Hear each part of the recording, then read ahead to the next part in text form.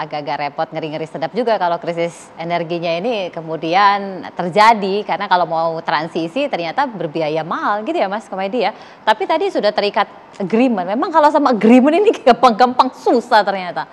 Iya, saya kira teman-teman di parlemen, kita semua sebagai publik juga harus bijak ya Mbak Brigita. Jadi seperti tadi Pak Dahlan sampaikan, kalau di dalam konsep ekonomi lingkungan itu ada namanya kurva Kuznets, Mbak. Oke. Kurva Kuznets itu menghubungkan antara kerusakan lingkungan dengan pendapatan per kapita suatu negara.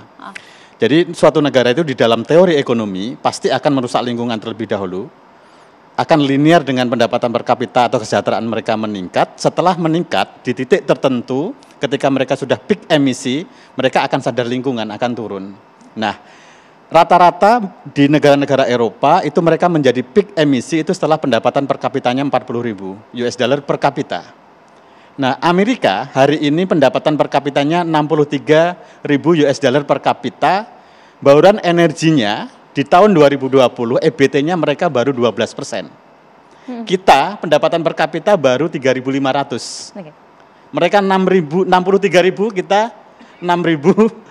Baru 3.000 dan kita pingin 23%, mereka baru 12%. Nah, ini kita yang saya kira perlu lebih bijak melihat apakah kita sudah, kalau orang Jawa itu tepak awak atau belum begitu. Oke.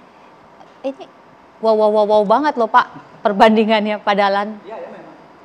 Memang saya juga tidak tahu kenapa berani sekali kita memperjanjikan itu. Dan bagaimana roadmap untuk mencapainya, saya tidak melihat sama sekali bagaimana cara mencapainya. Saya nggak melihat sama sekali. Saya udah mikir yang paling ekstrim adalah yang disebut power wheeling. Itu begini. Jadi PLN harus merelakan transmisinya ini dipakai oleh publik. Jadi misalnya begini, banyak pabrik yang keperluan listriknya sedikit, tapi atapnya luar biasa luas. Banyak pabrik yang keperluan listriknya besar, atapnya tidak banyak. Nah, ini pabrik-pabrik yang punya atap luas-luas ini pasang solar cell semua, tetapi yang memakai adalah pabrik lain yang pemakaian listriknya banyak tapi atapnya sedikit. Nah, lewat mana? Kan harus lewat transmisinya PLN. Jadi transmisinya PLN itu dipakai semacam jalan tol milik umum begitu. Nanti PLN narik biaya tol fee-nya begitu. Nah, tapi itu apakah PLN setuju? Itu akan bencana bagi PLN. Tetapi saya tidak melihat cara lain untuk mencapai itu. Cuman kan kita punya produksi batu bara ini kan banyak banget sebenarnya Pak. Dan ini kan masih bisa kita manfaatkan karena Inggris aja balik lagi. Dan paling tidak bisa bantu APBN lah Pak. Benar nggak sih Pak Dahlan? Kalau saya memang Indonesia ini kan punya batu bara yang bagus, murah, banyak. Nah, kenapa batu bara ini tadi seperti beliau sampaikan tidak diabdikan untuk kepentingan pembangunan ekonomi di tahap-tahap awal.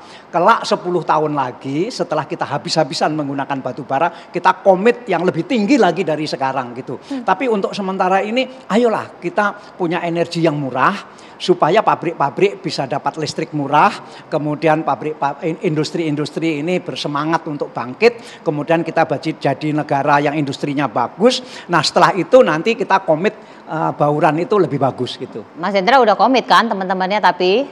Oh iya, tentu sih kalau pasar domestiknya itu growing, kenapa tidak ya?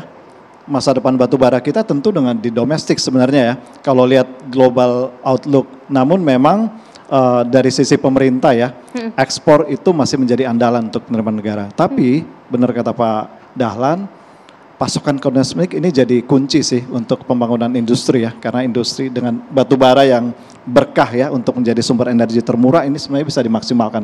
Asal memang diregulasi secara tepat dan memberikan keadilan. Ini agak-agak nggak rumit ya, memberikan keadilan ya.